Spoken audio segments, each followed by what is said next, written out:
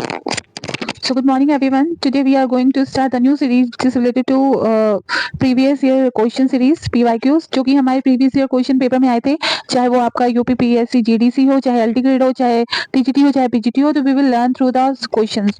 और ये हम चैप्टर वाइज देखेंगे जिससे हमारे प्रीवियस ईयर क्वेश्चन भी तैयार होंगे, साथ ही साथ हमारा कॉन्सेप्ट भी क्लियर रहेगा। So the first question related to John Keats जो कि यूपीपीएससी जीडीसी में आया था 2021 में। So is the question which is the following is not correctly match. तो यहाँ पे मैच द फॉलोइंग आया है, so that the statement is given and we have to find out the writer or person name who has spoken that thing. So the first thing is then felt like some watches of the skies when a new planet stream into his skin. तो ये Tennyson ने नहीं बोला है, it is said by I think so John Keats. So in the given option then felt like someone watches of the sky when a new planet stream into his taken cane, that is not correct while other are correct. Then felt it is said by John Keats। और कहाँ बोला गया है, on first looking into Chapman Homer, on first looking into Chapman Homer में ये बोला गया है। So we should keep in mind। और ये लाइन कौन सी है, the line is we can see here the line, जो लाइन है यहाँ पे वो है wait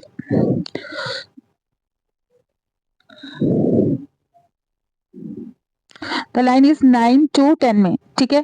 so this line inspire kids to more and more ambitious goal. और ये जो लाइन थी कहीं ना किड्स को बहुत ही ज्यादा इंस्पायर करी थी एम्बिशियस गोल के लिए। And the planet stream into the astronomers की is example of extreme metaphorical language called catachresis which is called the radical misuse of word. ठीक है, तो यहाँ पे हम देख सकते हैं, तो हमें ये जो सेंटेंस इसको ध्यान में रखना होगा। तो यहाँ हम सेकंड सेंटेंस देखते हैं, water water everywhere not any drop to drink. तो that is said the Coleridge in the poem rime of the ancient mariner. Next is the sounding cataract haunted me like a passion. तो ये भी वर्डवर्थ का है, ये I think poem ट्रिंटी नेवे से लिया गया या फिर डैफोडिल से लिया गया होगा। O lift me as a wave a leaf a cloud. तो that is said by Shelley, that is I think said by John the ode to the west wind में कहा गया है। ठीक है, now the next one is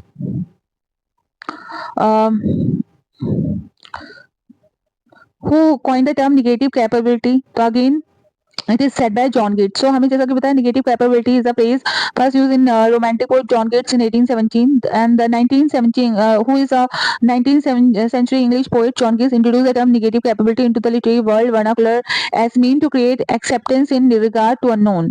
ठीक है, तो ये चीजें भी हमें ध्यान रखनी है। The concept of negative capability pertain to ability to live within the the penetralium or mystery of deal with the unanswered question। ठीक है, now the next one is Keats' idea that the poet submerge his senses and perception in the experience of another entity or we can say even object corresponding to the theory।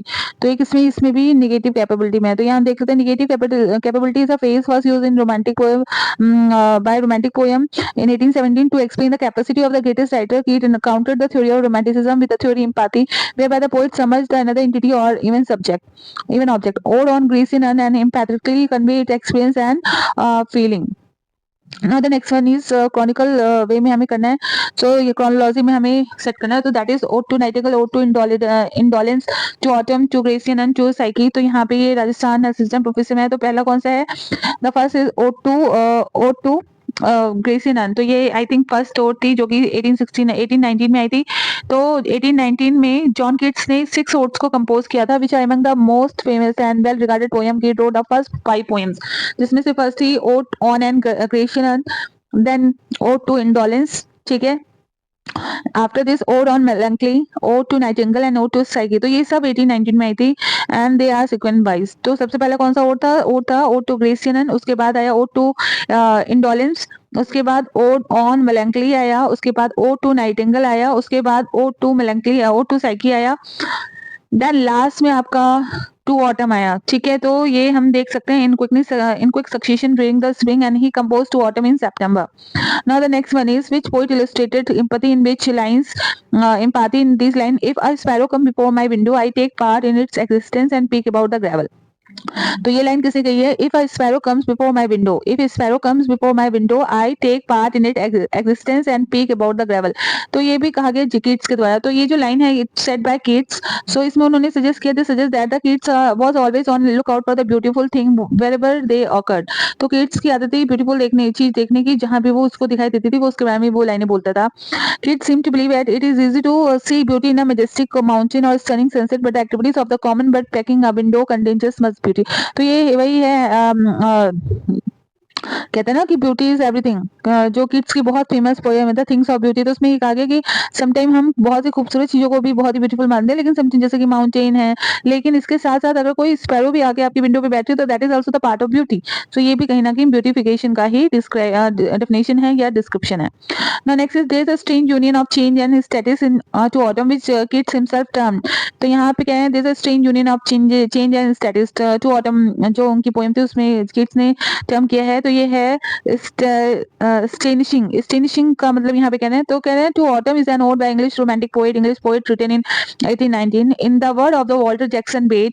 तो अगर हम बात करें Walter Jackson की बातों को, तो a union of process and status energy caught in response and effect the Kid himself termed the stationing.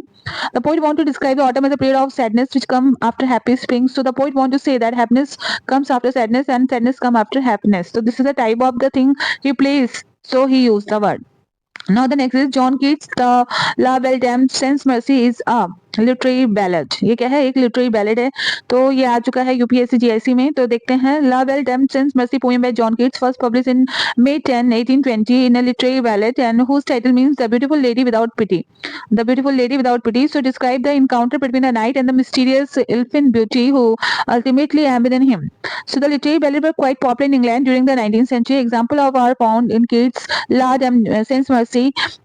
ठीक है, तो यहाँ पे हम देख सकते हैं and Coleridge the Rime of Ancient Mariner and the Oscar Wilde the Ballad of the Reading Gaol। ठीक है, तो ये चीजें हम यहाँ पे, तो this is the also so whose title means Beautiful Lady Without Pity describe the encounter between the knight and the mysterious elfin beauty who ultimately abandoned him। ठीक है, तो next one is who describe to cease upon the midnight with no pain. तो किसने ये decide किया था to cease upon the midnight with no pain, तो it is said by Keats. So यहाँ पे हम कीट में की पोएम में देखेंगे जो कि रिलेटेड है उनकी कहीं ना कहीं लाइफ स्पेन से, तो that is ode to nightingale में कहा गया है and he expresses desire through this line. Now the next one which of the following text is really imaginative version of a tale from Boccaccio। तो ये कौन सा फॉलोइंग टेक्स्ट है जो कि इमेजिनेटिव वर्जन है टेल फ्रॉम बोकासियो से, so that is Isabella जो कि एक इमेजिनेटिव वर्जन है। तो ये देख लेते हैं, Isabella is really an imaginative version of a tale from Boccaccio, and Isabella or a Port of Basil is a narrative poem by John Keats adapted as story by the Boccaccio's Decameron। ठीक है, now the next question is who has said that poetry should be surprised by fine excess। has said that poetry should be surprised by fine excess, it is said by John Keats। so यहाँ देख लेते हैं, the given statement poetry should surprise by fine excess and not by singularity, it should strike the reader of a wandering of his own highest thought and appear almost a remembrance, and it was quoted by John Keats from an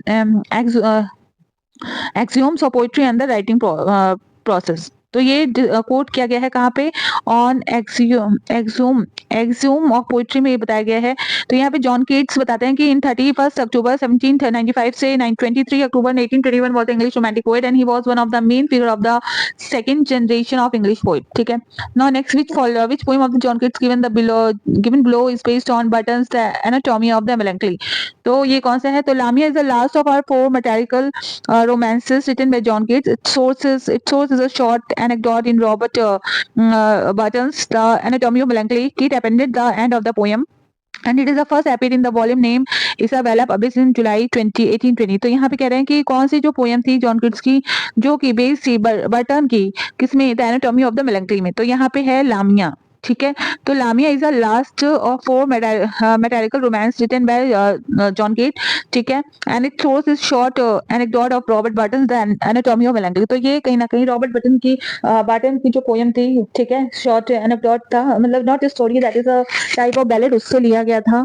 ठीक है, Lamia का character and it is first appeared in the volume Isabella, और ये first time Isabella में आई थी। ठीक है, पब्लिश इन जुलाई 1820 जो कि 1820 में आई थी। Okay.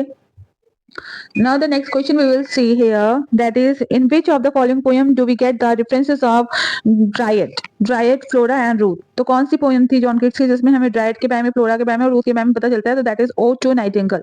सो यहाँ पे देखेंगे in the poem John Keats we get the reference of dryad, Flora and Ruth in the ode to nightingale. So यहाँ पे देखेंगे जो dryad is a tree named in the Greek mythology and Flora is a Roman goddess of flower and spring Ruth refer to the Ruth of book।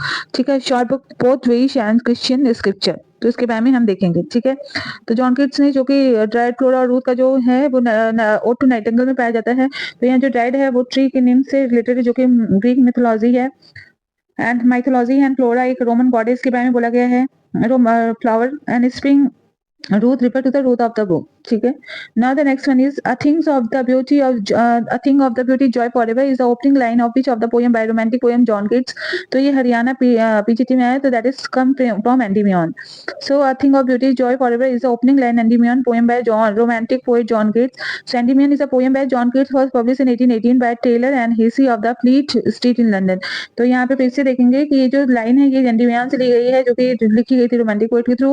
और एंडीमैन एक poem है जो कि John Keats ने लिखी थी, जो कि 1818 में पब्लिश हुई थी. किसके थ्रू? It was publish by Taylor and Hessey of Fleet Street in London. So Endymion is written by rhyming couplet in the iambic pentameter. अगर हम बात करें तो जो एंडीमैन है ये लिखा गया था राइमिंग कपलेट में एम्बिक पेंटामीटर में.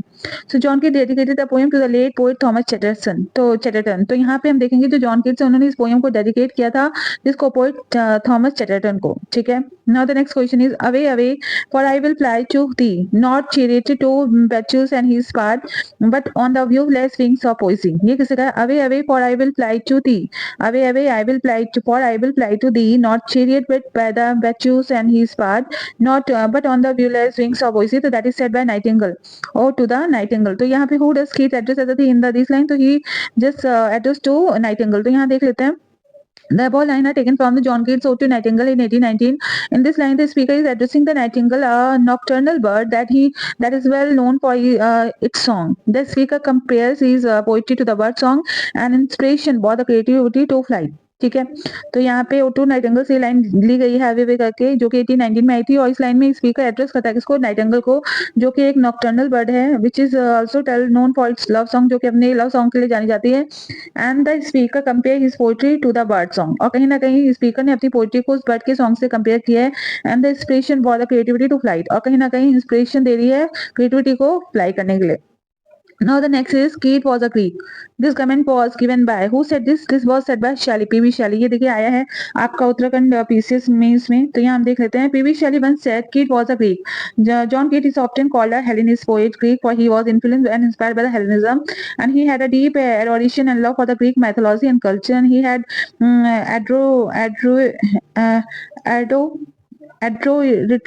adroitly employed in his poetry. The story of Endymion, Lamia and Hyperion are based on Greek legend. तो ये जो स्टोरी है Endymion, Lamia and Hyperion, ये किसे? ग्रीक लेजेंड्स पे है. ये देखिए टीएसएस में पीजीटी में आया है. The fall of Hyperion is an epic poem. तो ये सेकंड शिफ्ट में आया था 2021 में. तो ये क्या है? The fall of Hyperion is an epic poem by John Keats. It is a sequel to Hyperion and known as the fall of Hyperion. A dream. This is inspiration of Virgil, Aeneid and Milton's Paradise Lost and Dante's Divine Comedy. Behind this epic, behind this. तो अगर हम बात करें जो fall of Hyperion है, ये एक epic poem है जो कि जॉन कीट्स के थ्रू लिखी गई थी. And it is a sequel to the Hyperion. और ये कहीं ना कहीं हाइपरियन की क्या है? सीक्वल है. तो पहले एक Hyperion I, second I the fall of Hyperion and known as the fall of Hyperion. A dream. There's a inspiration of Virgil and it. ठीक है. और तो हम बात करें जो मिल्टन की पैराडाइज लॉस्ट और दांते की डिवाइन कॉमेडी थी, इसकी कहीं ना कहीं बिहाइंड द एपिक पोएम, कहीं ना कहीं इंस्पायर करती थी इस एपिक पोएम को. ना poem is divided into 3 scenes before it final fragmentation. तो अगर हम बात करें कि इस पोएम को 3 पार्ट में डिवाइड किया गया है. ठीक है. Now the next question is which of the following is not true about Kate to Autumn. तो यहाँ पे हम बात करेंगे Kate के to Autumn से को क्या में क्या सही नहीं है, के लिए क्या सही नहीं है. तो ये देखिए पीजीटी में आया है. So it is a sonnet. तो ये गलत है. ठीक है. तो अगर हम बात करें तो it is a sensuous poem. ठीक है. It is a written in 3 stanza structure each of 11 line. ये भी सही है. और autumn is a personified in this poem. और ऑटम को इस पोएम में पर्सोनिफाई किया गया, मतलब ऑटम को कंपेयर किया गया विद द सैडनेस से. So in the given option regarding Kate to the Autumn option in the it is a sonnet is not a correct interpretation because it is not a sonnet, rather it is an ode. तो यहाँ पे हम बात करेंगे जो ये जो poem है आपकी autumn, that is an ode, जो कि 1819 में आया था. ठीक है. And critical and scholarly praise has been unanimous is declaring to Autumn one of the most perfect poem in the English language. Now the next is who coined the term negative capability? Very important and very easy question. That is John Keats. So John Keats coined the term negative capability. He wrote his brother George and Thomas defining his new concept negative capability. That is when man is capable of being uncertainties, mystery, doubt without any irritable reaching after fact and reason. So Keats regarded Shakespeare as a prime example of negative capability, attributing to him the ability to identify the completely with the character and to write about them to empathy and understanding. He contrasts with these partitions approach of Milton and Wordsworthian of the egoistical sublime. तो यहाँ पे कहीं ना कहीं उन्होंने जो negative capability है उसके बारे में जिक्र किया है. उसमें उन्होंने बताया कि he wrote to his brother, उसने अपने भाइयों को, जॉर्ज को और थॉमस को डिफाइन किया है इस कॉन्सेप्ट के बारे में। उन्होंने कहा जो ये नेगेटिव कैपेबिलिटी है is when man is capable of being in uncertainties. तो कह रहे हैं कि यहाँ पे जब मैन है जो कि कैपेबल है लेकिन वो कुछ अनसर्टेनिटीज की वजह से और मिस्टीज की वजह से डाउटफुल हो जाता है और इरिटेबल हो जाता है अपने काम को करने में। तो उन्होंने कहीं ना कहीं शेक्सपियर को भी इसके लिए प्राइम एग्जाम्पल माना है, जैसे कि उन्होंने दिखाया कि उन्होंने बहुत से ऐसे प्ले में अपने एक्टर को फुल ऑफ निगेटिव कैपेबिलिटी के रूप में दिखाया। चाहे वो हैमलेट को देख लो, वो कैपेबल होते हुए भी कभी कभी सटर्न था और मिस्टीरियस पोजीशन में था कि वो क्या करे कि ना करे, मतलब अपनी चीजों पे वो स्टैंड ही नहीं ले पा रहा था। तो that the reason. Now the next one is how did the romantic poem John Keats die. ये भी आपका पीजीटी में आया है डीएसएसबी के मेल में। तो the romantic poem John kit died on the tuberculosis. He was one of the England most famous poet. He died early in the 19th century and 1890 due to the tuberculosis at the age of 25 and after traveling to the Italy to search of the better climate to help him cure the disease. तो हम देख सकते हैं कि death tuberculosis हुई थी जब ये 1820 में हुई थी और जब ये 25 साल के थे मात्र, और जब वो ट्रैवलिंग कर रहे थे इटली के लिए, ठीक है, कि अपनी डिजीज की बेटर क्लाइमेट के लिए। Next in Keats Lamia, Lamia is a तो लामिया क्या है, is an enchantress half woman and half snake. तो ये भी बहुत इंपॉर्टेंट। तो अगर हम लामिया की बात करें तो लामिया एक ऐसा कैरेक्टर है जो कि एक इंचेंटर थी, जादूगरनी के रूप में इसको प्रस्तुत किया गया और वो साथ ही साथ एक आधी औरत थी, आधी सांप थी। So in Kate's Lamia, Lamia is enchantress, half woman and half snake. So according to Greek mythology, the Lamia was a monster to the form of woman or a half snake or half woman who ate people's children because her own children had been stolen away. वो बच्चों के लोग मतलब लोगों के बच्चों को खा लेती थी क्योंकि उसके बच्चों की चोरी हो गई थी।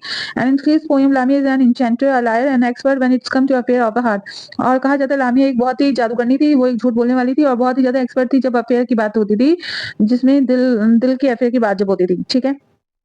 Now the next one is which of the following was John Keats first poem. तो यहाँ पे कह रहे हैं जॉन केट्स की फर्स्ट पोएम कौन सी थी, तो that is not ode to nightingale. So note ode to nightingale was John Keats first poem and it was one of the five great odes John Keats composed in summer and autumn in 1819. It was first published in July that year in journal called Annals of the Fine Arts and subsequently of Keats' third and final publication. Lamia Isabella, the Eve of St. Agnes and other poems in 1820. So these are the main work. Now the next one is Porphyro and Madeline are lover in Himachal Pradesh. Sorry. So Porphyro and Madeline are the lover in. तो ये किससे है? The Eve of Saint Agnes. ये 2016 में आया था ये question. तो ये कौन सा प्ले में ये रोल है पाइफाइरो एंड मैडलाइन का, ये है आपका the Eve of Saint Agnes. तो यहाँ देखते हैं the sea of Saint Agnes is a romantic narrative poem of 42 stranger set in the middle age. It was written by John Keats in 1819 and published in 1820, and on the bitterly chill night the ancient beadman performed his penance of the chapel next to the castle of the Madeline was like family. Meanwhile in the castle an alcohol fueled rivalry has begun among families. So Madeline pines for the loves of the Porphyro swan in me to her kin. ठीक है। Next is kids Tom stone read. तो जो kids का जो Tom stone है उस पर क्या लिखा है, Here lies one whose name was written in water. तो Keats, John Keats was a romantic poet of the young generation, and this script contained all that was model of young English poet who was in deathbed. And the following lines were inscribed on the tombstone of the John Keats. Here lies on whose name was written in water. Now the next one is she dwells with beauty, beauty that must die.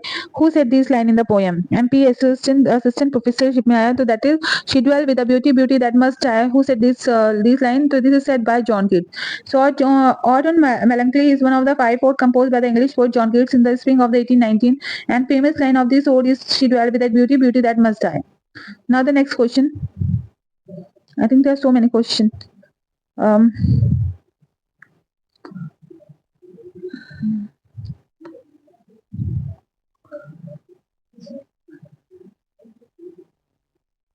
तो 111 question है यहाँ पे। कोई नहीं, अभी हम करते रहेंगे थोड़ा सा, 50 क्वेश्चन तक कोशिश करेंगे करने का, जिससे ये हो ना कि हमारे कुछ क्वेश्चन तैयार हो जाए, ठीक है।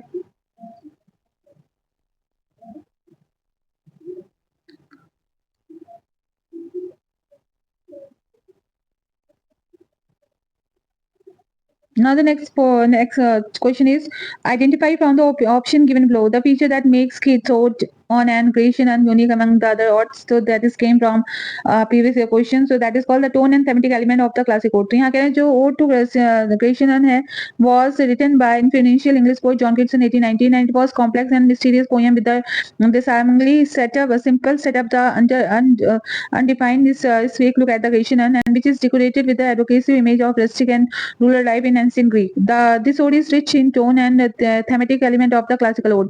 तो कह रहे हैं जो क्रेजियन एंड was written by John Keats in 1819 and ये एक कॉम्प्लेक्स और मिस्टीरियस पोएम है और दिस आर्मली simple set is underline speak look at the Grecian which is decorated with evocative image of rustic and rural life. तो कहीं ना कहीं ये क्रिएशन के बारे में इस पोएम को बताया गया जो कि डेकोरेटेड है द इमेजेस से रूरल लाइफ की जो है कि एंशिएंट ग्रीस है and this ode is to tone and thematic element of the classical ode. तो कहीं ना कहीं क्लासिकल ओड को भी निरूपित करता है.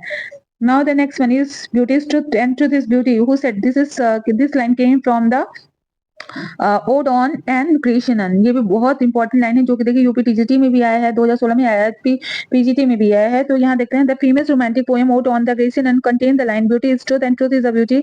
The poem was written in May 1819 and published anonymously in the January 1820. Now the next question, ode on a Grecian is not a Sylvan. तो ये कहा जा रहा है ये जो पोएम है इज नॉट सिल्वन के बारे में बात किया गया है. आई थिंक आज के लिए इतना करते हैं 3 क्वेश्चन और करते हैं फिर बंद करते हैं. ठीक है. So ode on the creation एंड इज नॉट सिल्वन ये क्या है that is the unravished bride of solitude. ये क्या है the image unravished bride of the solitude that create in the ode on the Grecian is not in Sylvan. Next, Keats say that in Ode to the Grecian and that unheard melodies are sweetened because they strike the chord of the spirit. Because they are strike the chord of the spirit. Now the next one is the bold lover in the ode on a Grecian and need not grieve because his love and her beauty had become eternal. The bold lover on the ode on the Grecian and need not grieve because कह रहे हैं because his love and her beauty have become eternal. Now the next one is the term negative capability is associated with whom. तो ये John कीट से associate है. तो यहाँ पे देखेंगे the term negative capability is associated with John Keats. The term was introduced in letter to his brother George and Thomas on 21st December 1817 and it's characterized the writer immense capability on the sympathetic identification with some object dearer to him than himself. It is a quality of self effacement naked himself which Keats find as Shakespeare. तो क्या जो term है negative capabilities एक associated है किससे ये है John Keats से. वही चीज है it was introduced in the brother George and Thomas on 21st December 1817 में. It is characterized writer immense capability to sympathetic identity with other. ठीक है. तो ये चीज आपको पता है. तो आज के लिए हम इतना ही करेंगे. Then we will continue this series tomorrow. I hope you will like it. So thank you everyone.